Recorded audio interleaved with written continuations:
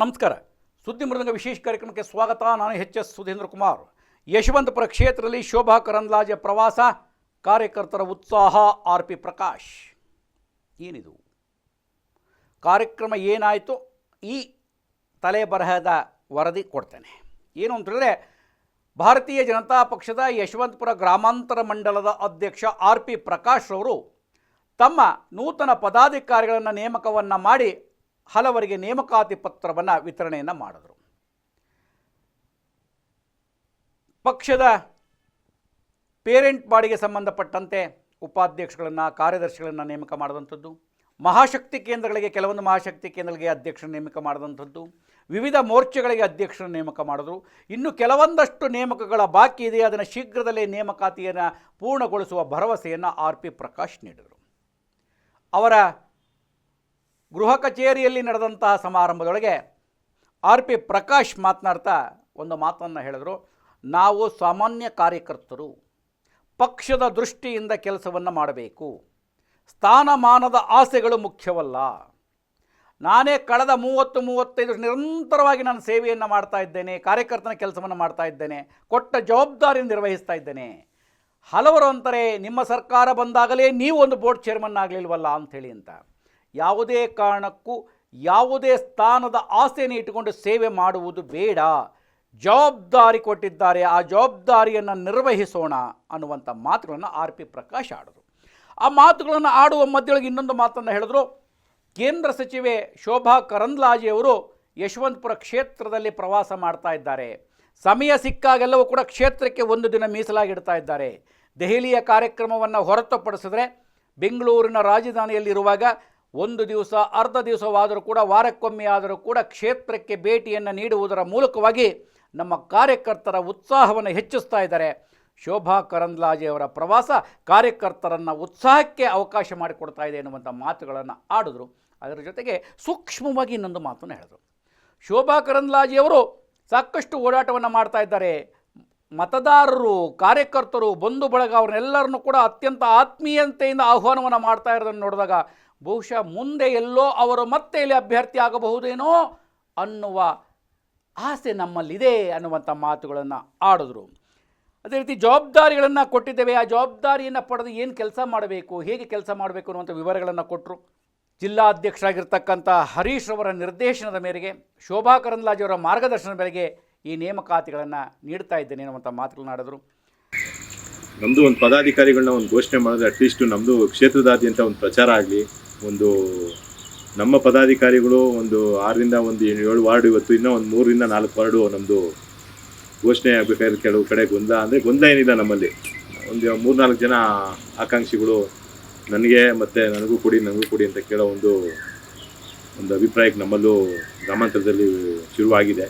ಮೊದಲು ನನಗೆ ಬೇಡ ಅಂತ ಇದ್ದರು. ಕ್ಷೇತ್ರ ಪ್ರವಾಸ ನಮ್ಮ ಸಚಿವರು ಮತ್ತು ಸಂಸದರಂಥ ಕುಮಾರಿ ಶೋಭಾ ಕರಂದ್ಲಾಜೆಯವರು ಕ್ಷೇತ್ರ ಪ್ರವಾಸ ಅಟ್ಲೀಸ್ಟು ವಾರದಲ್ಲಿ ಯಶವಂತಪುರ ಕ್ಷೇತ್ರಕ್ಕೆ ರಾಜ್ಯದ ಯಾವುದೇ ಕೇಂದ್ರ ಮಂತ್ರಿಗಳು ವರ್ಷದಲ್ಲಿ ನಾವು ನೋಡ್ದಂಗೆ ಒಂದು ಕಾನ್ಸ್ಟಿಟ್ಯೂನ್ಸಿಗೆ ಒಂದು 5ರಿಂದ 6 ಸರಿ ಬರೋದು ನಾವು ನೋಡಿದ್ದೀವಿ.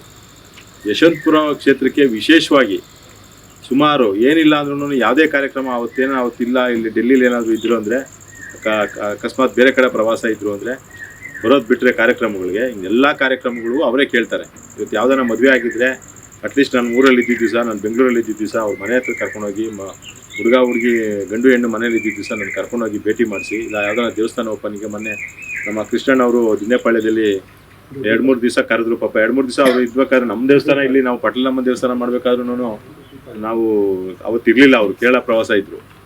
ನಮ್ಮ ಕೃಷ್ಣಪ್ಪಣ್ಣವರು ಸುಮಾರು ಸರಿ ಕೇಳಿದ್ರು, 2 ಸಲ ಪೂಜೆ, ಮಂಡಲ ಪೂಜೆಗೆ, ಮತ್ತು ಇನ್ನೊಂದು ದೊಡ್ಡಿಪಾಳ್ಯ ಕರೆದಾಗ ಅವತ್ತು ಅವ್ರು ಇರಲಿಲ್ಲ. ಮೊನ್ನೆ ಬರಬೇಕಾದ್ರೆ ನಾನೇ ಫೋನ್ ಮಾಡಿ ಹೇಳಿದೆ, ಹಿಂಗೆ ಅವತ್ತು ಕಾರ್ಯಕ್ರಮ ಇತ್ತು, ಬರೋಕ್ಕಾಗಿರಲಿಲ್ಲ, ಹೋಗ್ಬೇಕು ಅಂತ ಅಂದಾಗ, ಆಯಿತು ಅವತ್ತು ರವಿಶಂಕರ್ ಗುರುಜಿ ಅಷ್ಟು ಬರ್ತೀನಿ, ಇವತ್ತು ಭೇಟಿ ಕೊಡೋಣ ಅಂದರು. ಕಾರಣಾಂತರದಿಂದ ಪಾಪ ಅವರು ಅವತ್ತೆಲ್ಲ ಪೂಜೆಗಳು ಆಗೋಗ್ಬಿಟ್ಟಿದೆ, ಯಾವುದೂ ಇವತ್ತು ಕಾರ್ಯಕ್ರಮ ಇಲ್ಲ, ಇನ್ನೊಂದು ದಿವಸ ಬೇಕಾದ್ರೆ ಕರೆಯೋಣ ಅಂತ ಹೇಳಿದಾಗ ಅವತ್ತು ಬೇಡ ಅಂತ ಅಂದರು. ಇದೇ ರೀತಿ ಕ್ಷೇತ್ರ ಪೂರ್ತಿ ಪ್ರವಾಸ ಮಾಡ್ತಾ ಇರೋದ್ರಿಂದ ನಮ್ಮ ಪದಾಧಿಕಾರಿಗಳಲ್ಲೂ ಸ್ವಲ್ಪ ಉತ್ಸಾಹ ಬಂದಿದೆ. ಏನು ಕ್ಷೇತ್ರಕ್ಕೆ ಪ್ರವಾಸ ಮಾಡ್ತಾ ಇದ್ದಾರೆ, ಸಚಿವರು ಪ್ರವಾಸ ಮಾಡ್ತಾವ್ರೆ, ನನಗೂ ಒಂದು ಜವಾಬ್ದಾರಿ ಕೊಡಿ, ಯಾಕೆಂದರೆ ನಾಳೆ ದಿವಸ ಅವರೇ ಈ ಕ್ಷೇತ್ರಕ್ಕೆ ಅಭ್ಯರ್ಥಿಯಾಗಿ ಬರ್ಬೋದು ಅನ್ನೋ ಒಂದು ಲಕ್ಷಣವೂ ಹೆಚ್ಚಿನ ರೀತಿಯಲ್ಲಿ ಇದೆ. ಆ ಥರ ಗೋಚರಿಸ್ತಾ ಇದೆ. ನಾವು ಯಾರು ಅದನ್ನು ಪಕ್ಷದ ಜವಾಬ್ದಾರಿ ಹೊತ್ತವರು ಹೇಳೋಕ್ಕಾಗಲ್ಲ. ನಮ್ಗೆ ಅನಿಸ್ತಾ ಇದೆ ಹಂಗಂತ. ಅದರಿಂದ ಅಭ್ಯರ್ಥಿ ಯಾರೇ ಆಗ್ಬೋದು, ಅವರೇ ಆಗ್ಬೋದು, ನಿಮ್ಮಲ್ಲೇ ಯಾರಾದರೂ ಒಬ್ರು ಆಗ್ಬೋದು, ಇನ್ನೂ ಒಂದು 4-5 ಜನ ಆಸ್ಪಿರೆಂಟ್ಸ್ ಯಾರಾದರೂ ಕ್ಷೇತ್ರದಲ್ಲಿ ಇರ್ಬೋದು. ಅವರೆಲ್ಲರೂ ನಮ್ಮ ಕ್ಷೇತ್ರದ ಇವತ್ತು ನಾವೇನಾದ್ರು ಸಂಘಟನೆ ಹೆಚ್ಚಿನ ರೀತಿಯಲ್ಲಿ ನಾವೇನಾದರೂ ನಮ್ಮ ಪದಾಧಿಕಾರಿಗಳು ನಮ್ಮ ಜೊತೆಯಲ್ಲಿ ಕೈ ಜೋಡಿಸಿ, ಅಧ್ಯಕ್ಷ ಆಗಿದ ತಕ್ಷಣ ಯಾರು ಅಧ್ಯಕ್ಷ ಒಬ್ಬ ಏನೂ ಮಾಡೋಕ್ಕಾಗಲ್ಲ. ಫೈನಾನ್ಷಿಯಲಿ ಸ್ಟ್ರಾಂಗ್ ಇರ್ಬೋದು, ಮತ್ತು ಇನ್ನೊಂದರಲ್ಲಿ ಯಾವುದೇ ಸ್ಟ್ರಾಂಗ್ ಇದ್ರೂ ಕಾರ್ಯಕರ್ತರು ಯಾವಾಗ ನಮ್ಮ ಜೊತೆಲಿ ಕೈ ಜೋಡಿಸ್ತಾರೆ ಅವತ್ತೇ ಅದಕ್ಕೆ ಶಕ್ತಿ ಬರೋದು. ಕಾರ್ಯಕರ್ತರು ಶಕ್ತಿ ಜೋಡಿಸಿದ್ರೆ ಅದರಲ್ಲೂ ನಮ್ಮ ಕಾರ್ಯಕರ್ತರು ಹೆಚ್ಚಿನ ರೀತಿಯಲ್ಲಿ ನಮ್ಮ ಮುಖಂಡರುಗಳು ಅವರೇನಾದ್ರು ನಮ್ಮ ಜೊತೆಯಲ್ಲಿ ನಮ್ಮ ಹೋರಾಟಕ್ಕೆ 3-4 ವರ್ಷ ಇರ್ತೀವೋ, 2 ವರ್ಷ ಇರ್ತೀವೋ, 5 ವರ್ಷ ಇರ್ತೀವೋ, ಆ ಒಂದು ಹೋರಾಟದಲ್ಲಿ 5 ವರ್ಷ ನಮ್ಮ ಜೊತೆಲಿ ಯಾರು ನಿಂತ್ಕೊಂತಾರೆ ಕಾರ್ಯಕರ್ತರು ಮತ್ತು ನಮ್ಮ ಮುಖಂಡರುಗಳು, ಅದು ನಮಗೆ ಶಕ್ತಿ ಬರುತ್ತೆ, ನಮ್ಮ ಸಂಘಟನೆಗೊಂದು ಶಕ್ತಿ ಬರ್ತದೆ. ಇದೇ ರೀತಿ ಹೇಳ್ತಾ ನಾನು ಏನಂದರೆ, ಈಗ ಮಂಡಲ ಮತ್ತು ಪದಾಧಿಕಾರಿಗಳು ಮತ್ತು ಕ್ಷೇತ್ರದ ಪ್ರಧಾನ ಕಾರ್ಯದರ್ಶಿ ಹರೀಶ್ ಆರ್ ಅವರು ನೇಮಕಾತಿಯ ವಿವರಗಳನ್ನು ವಾಚನವನ್ನು ಮಾಡಿದ್ರು. ಆದೇಶವನ್ನು RP ಪ್ರಕಾಶ್ ಅವರು ವಿತರಿಸಿದರು. ಇನ್ನೊಬ್ಬ ಪ್ರಧಾನ ಕಾರ್ಯದರ್ಶಿ ಯತೀಶ್ ಕುಮಾರ್ ಅವರು ಉಪಸ್ಥಿತರಿದ್ದರು. ಕಾರ್ಯಕ್ರಮದೊಳಗೆ ಅನೇಕ ಒಂದು ಮೋರ್ಚಾಗಳಿತ್ತು. ಆ ಮೋರ್ಚಾಗಳಿಗೆ ಅಧ್ಯಕ್ಷರು, ಪ್ರಧಾನ ಕಾರ್ಯದರ್ಶಿ ನೇಮಕ, ಮಹಾಶಕ್ತಿ ಕೇಂದ್ರದ ಅಧ್ಯಕ್ಷ ನೇಮಕವನ್ನು ಮಾಡಲಾಯಿತು. ಆ ಸಂದರ್ಭಗಳಿಗೆ ಕಗ್ಗಲೀಪುರ ಗ್ರಾಮ ಪಂಚಾಯತಿಗೆ ಸೇರಿದಂಥ 2 ಯುವಕರು ಒಂದಷ್ಟು ಸಂಘಟನೆ ಕುರಿತಂತೆ ಆಗುತ್ತಿರುವ ಲೋಪಗಳನ್ನು ಹೇಳಿದರು.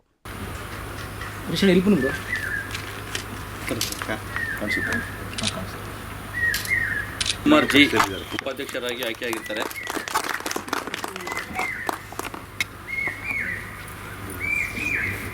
ದಯಮಾಡಿ ಎಲ್ಲರೂ ಅವ್ರಿಗೆ ಸ್ವಾಗತ ಕೋರಬೇಕು.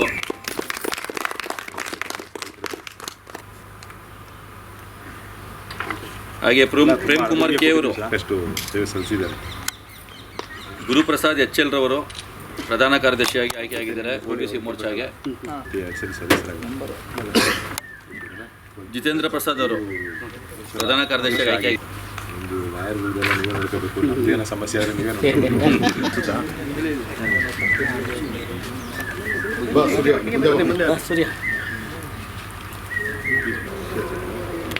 ಕೆಂಗೇರಿಯಲ್ಲಿರುವ ಐಕಿಡ್ಸ್ ಪ್ರೀಸ್ಕೂಲ್ಗೆ ಸ್ವಾಗತ. ಭಾರತದ ಮೊದಲ ಟೆಕ್ ಎನೇಬಲ್ಡ್ ಪ್ರೀಸ್ಕೂಲ್. ಇಲ್ಲಿ ಆಗ್ಮೆಂಟೆಡ್ ರಿಯಾಲಿಟಿ ತರಗತಿಗಳು, ಪೋಷಕರಿಗಾಗಿ ಲೈವ್ CCTV ವೀಕ್ಷಣೆ ಮತ್ತು ಮಕ್ಕಳ ಸುರಕ್ಷತೆಗೆ ಸ್ಮಾರ್ಟ್ RFID ಹಾಜರಾತಿ ವ್ಯವಸ್ಥೆ. ಪ್ರವೇಶಗಳು ಈಗ ಆರಂಭ. ಅರ್ಲಿ ಬರ್ಡ್ ಆಫರ್ ಲಭ್ಯ. ಹಿಂದೆ ಕರೆ ಮಾಡಿ 9591535566. ಪ್ರೆಸೆಂಟ್ಗೆ ಬಿಜೆಪಿ ಸಂಘಟನೆ ಕಮ್ಮಿ ಇದೆ, ಕಾಂಗ್ರೆಸ್ ಸಂಘಟನೆ ನಡೀತಾ ಇದೆ. ಈ ತರ ನಮ್ಮಲ್ಲೇ ಈ ತರ ಮಾಡಿದಾಗ ಬಿಜೆಪಿ ಸಂಘಟನೆ ಬರಲ್ಲ ಅಣ್ಣ. ಅದಕ್ಕೋಸ್ಕರ ಪೂರಕವಾಗಿ ನಾವೇನ್ ಮಾಡ್ಬೇಕಣ್ಣ, ಪ್ರಮುಖರು ಯಾರ ಜೊತೆ ಜನ ತುಂಬಾ ಇದ್ದಾರೆ, ಯಾರು ಪಕ್ಷದಿಂದ ಪಕ್ಷಕ್ಕೆ ಹಾರಾಡ್ತಿಲ್ಲ, ತೂರಾಡ್ತಿಲ್ಲ. ಒಂದೇ ಪಕ್ಷದಲ್ಲಿ ಯಾವಾಗ ಬಿಜೆಪಿನ 30 ಪಕ್ಷದ ಇದ್ದಾರೆ ಅಂತ ಕಾರ್ಯಕರ್ತರು ಗುರುತಿಸಿ ಅವ್ರಿಗೆ ಅಧ್ಯಕ್ಷ, ಉಪಾಧ್ಯಕ್ಷ, ಕಾರ್ಯದರ್ಶಿ ಕೊಟ್ಟಣ ಉಪಯೋಗ ಆಗುತ್ತಣ್ಣ. ಯಾರೋ ಈಗ ನಾನು ಹೇಳ್ದಂಗೆ ಇವ್ರಿಗೆ 3 ಜನಕ್ಕೆ 4 ಜನಕ್ಕೆ ಕೊಟ್ಕೊಂಬಂದಣ್ಣ, ಸೀರಿಯಸ್ ಆಗೋಣ. ಕಾರ್ಯಕರ್ತರಿಗೆಲ್ಲ ಬೇಸರ ಸಂಗತಿ ಅಣ್ಣ. ನಮ್ಗೆ ವಿಚಾರನೆ ಗೊತ್ತಿರೋಣ. ಮೊನ್ನೆ ಆಗ್ತಾರೆ ಗ್ರೂಪಲ್ಲಿ ಪ್ರಧಾನ ಕಾರ್ಯದರ್ಶಿ ಆಯ್ಕೆ ಮಾಡಿದ್ದಾರೆ ಅಂತ ಆಗ್ತಾರೆ ಗ್ರೂಪಲ್ಲಿ. ಯಾರು ಗೊತ್ತಾಯ್ತಣ್ಣ ವಿಚಾರ? ಒಂದು ಸಭೆ ಕರೆದಿಲ್ಲ. ನಾವು ಇನ್ಮೇಲೆ ಏನಾಗ್ತದೆ ಅಲ್ಲ, ಒಂದು ನಿಮಿಷ, ಇವಾಗ ಫೋಟೋ ಅದು ಅಣ್ಣ, ಅಧ್ಯಕ್ಷರು ಯಾರಂತ ಗುರುತಿಸಕ್ ಬಂದಾಗ ಮಾಡಿದ ಕಾರ್ಯಕ್ರಮ ಅಣ್ಣ. ಅದು ಕಾರ್ಯಕ್ರಮದ ಫೋಟೋ ಅಣ್ಣ, ಅದು ಸಭೆ ಅಲ್ಲ. ಇಲ್ಲ, ಅವತ್ತು ಕೇಳಿದ್ವಿ ನಾವು, ಹೇಳಿಲ್ಲ, ಅಲ್ಲ ಅದಕ್ಕೆ ಇವಾಗ ಏನ್ ಮಾಡ್ತೀವಿ, ಅವತ್ತು ಯಾರು ಬಂದ್ರು 12 ಜನ ಮೆಂಬರ್, 120 ಜನ ಬಿಜೆಪಿ ಮೆಂಬರ್ ಇದ್ದಾರೆ. ಅಲ್ಲ 120 ಜನದ ನಂಬರ್ ತಗೊಂಡು 120 ಜನದ ನಂಬರ್ ನಾವು ಬರ್ಕೊಂಡ್ಬಂದ್ವಿ ಅವತ್ತು. ಈಗ ದಯವಿಟ್ಟು ನಿಮ್ ನಂಬರ್ ಕೊಟ್ಬಿಟ್ಟು ನಾವು ಮುಂದಿನ ದಿವಸದಲ್ಲಿ ಯಾರ್ಯಾರು ಏನ್ ಜವಾಬ್ದಾರಿ ಕೊಡ್ಬೇಕು ಅಂತ ಇನ್ನೂ ಸಾಕಷ್ಟು ಜವಾಬ್ದಾರಿ ಅಲ್ಲ, ಅದಕ್ಕೆ ನಾವು ಇನ್ನೂ ಸಾಕಷ್ಟು ನಮ್ಮಲ್ಲಿ ಜವಾಬ್ದಾರಿಗಳು ಘೋಷಣೆ ಮಾಡುವಂಥದ್ದು ಜಿಲ್ಲೆಗೆ ಕೊಡಬೇಕಾಗಿದೆ ಹೆಸರುಗಳಿದೆ. ಯಾರು ನೀವು ಸೀನಿಯರು ಓಡಾಡ್ತೀರಾ, ಪಕ್ಷದಲ್ಲಿ ನೀವು ಚೆನ್ನಾಗಿ ದುಡ್ದಿರ್ತೀರಾ, ಮಾಡಬೇಕು ಅಂತ ನೀವು ನಮಗೆ ಅದು ಐಡೆಂಟಿಫಿಕೇಶನ್ ಮಾಡಿಕೊಟ್ರೆ ನಾವು ಇಲ್ಲೋ ಕ್ಷೇತ್ರಕ್ಕೋ ಮತ್ತು ಜಿಲ್ಲೆಗೋ ಅವ್ರನ್ನ ನಾವು ಶಕ್ತಿ ನೋಡ್ಬಿಟ್ಟು ಅವ್ರನ್ನ ನಾನೇ ಜವಾಬ್ದಾರಿ ಕೊಡಿಸ್ತೀನಿ. ಅದು ಮುಂದಿನ ದಿವಸದಲ್ಲಿ ಆಗ್ತದೆ. ದಯವಿಟ್ಟು ಇವಾಗ ಯಾರು ಗೊಂದಲ ಮಾಡ್ಕೋಬೇಡಿ. ಎಲ್ಲರೂ ಸಹಕಾರ ಕೊಟ್ಕೊಂಡು, ಅವ್ರಿಗೂ ಆಗಿರೋಂಥವ್ರಿಗೆ ನೀವು ಸಹಕಾರ ಕೊಟ್ಕೊಂಡು, ನಿಮ್ಗೆ ಯಾವ್ದಾನ ನಾನು ಪಕ್ಷದಲ್ಲಿ ಈ ಥರ ದುಡಿತಾ ಇದ್ದೀನಿ, ನನಗೆ ಒಂದು ಜವಾಬ್ದಾರಿ ಮಾಡಿಕೊಡಿ, ನಾನು ತುಂಬ ಸೀನಿಯರ್ ಇದ್ದೀನಿ ಅಂತ ನೀವೇನಾದರೂ ಹೇಳಿ ನೀವು ಮುಂದೆ ಬರ್ತೀನಿ ಅಂದರೆ ಜವಾಬ್ದಾರಿ ಕೊಡಿಸೋ ಜವಾಬ್ದಾರಿ ನಂದು ಪಕ್ಷದಲ್ಲಿ. ಆ ಜವಾಬ್ದಾರಿ ಮುಂದಿನ ದಿವಸದಲ್ಲಿ ನಾನು ಮಾಡ್ತೀನಿ ಅಂತ ಹೇಳ್ತಾ, ತಮಗೂ ನಮ್ಮಲ್ಲಿ ಏನಾದರೂ ಸಣ್ಣ ಪುಟ್ಟ ವ್ಯತ್ಯಾಸಗಳಾಗಿದ್ರೆ ದಯವಿಟ್ಟು ಕ್ಷಮೆ ಇರಲಿ. ನಮಗೆ ಏನಾದರೂ ಆ ಥರ ಆಗಿದ್ರೆ, ನಮ್ಮ ಕಡೆಯಿಂದ ಯಾವುದೂ ಆಗಿಲ್ಲ. ನಾವು ಎಲ್ಲ ಪಂಚಾಯತಿಗೂ ಹೋಗಿ ನೋಡಿ, ಸೂಲ್ಕೆರೆದು ಒಂದು ಸಭೆ ಆಗಿಲ್ಲ ಅಂತೇಳಿ ನಾವು ಇದುವರೆಗೂ ಅದನ್ನು ನಾವು ಗಮನಕ್ಕೆ ತೊಗೊಂಡಿಲ್ಲ. ನಾವು ಘೋಷಣೆ ಯಾರನ್ನೋ ಮಾಡಿ 3 ಜನ ಅಲ್ಲಿ ಆಸ್ಪಿರೆಂಟ್ ಇದ್ದಾರೆ. ಈಗ ನಾವು ಯಾರಿಗೋ ಪಟ್ಟಿ ಕೊಟ್ಬಿಟ್ಟು ಯಾರಿಗೋ ನಾವು ಹೆಸರು ಬರ್ದು ಕೊಟ್ಬಿಡ್ಬೋದಾಗಿತ್ತು, ಹಂಗಂದಿದ್ರೆ ನಾವು ಕೊಡಲಿಲ್ಲ. ಅದರಿಂದ ಮುಂದಿನ ದಿವಸದಲ್ಲಿ ಸ್ವಲ್ಪ ಎಲ್ಲ ಗೊಂದ ಬಗೆಹರಿಸ್ಕೊಳ್ಳೋಣ. ಸಭೆ ಮಾಡಿ ಆಯ್ತು, ಕಗ್ಲಿಪುರದ ಒಂದು ಸಭೆ ಮಾಡ್ಸೋಣ. ಸಭೆ ಮಾಡಿ ನೀವು ಸಭೆ ಮಾಡಿ ನಮ್ಗೆ ಹೇಳ್ಬೇಡಿ. ಲೋಪಗಳನ್ನು ಹೇಳಿದ್ರು. ಇದನ್ನು ನಾವು ಬೇರೆ ಉದ್ದೇಶದಿಂದ ಹೇಳ್ತಿಲ್ಲ. ಸಂಘಟನೆಯ ದೃಷ್ಟಿಕೋನದಿಂದ, ಸಾರ್ವಜನಿಕರ ಮನಗೆಲ್ಲುವ ದೃಷ್ಟಿಕೋನದಿಂದ, ಚುನಾವಣೆ ಬಂದಾಗ ಮಾತ್ರ ತಾವು ಬರ್ತೀರಿ ಎನ್ನುವುದನ್ನು ದೂರ ಮಾಡಿಕೊಳ್ಳಬೇಕಾಗಿರೋ ದೃಷ್ಟಿಯಿಂದ ಈ ಮಾತುಗಳನ್ನು ಹೇಳ್ತಾ ಇದ್ದೇವೆ.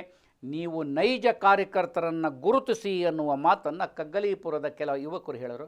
ಗ್ರಾಮಾಂತರ ಮಂಡಲದ ಅಧ್ಯಕ್ಷ ಆರ್ ಪಿ ಪ್ರಕಾಶ್ ಅವರು ಮಾತನಾಡ್ತಾ ಹೇಳಿದರು, ಸಮಸ್ಯೆಗಳನ್ನು ಖಂಡಿತ ಬಗೆಹರಿಸೋಣ, ನಿಮಗೂ ಕೆಲಸ ಮಾಡುವ ಅಪೇಕ್ಷೆಯಲ್ಲಿ ಜವಾಬ್ದಾರಿಯನ್ನು ಕೊಡೋಣ.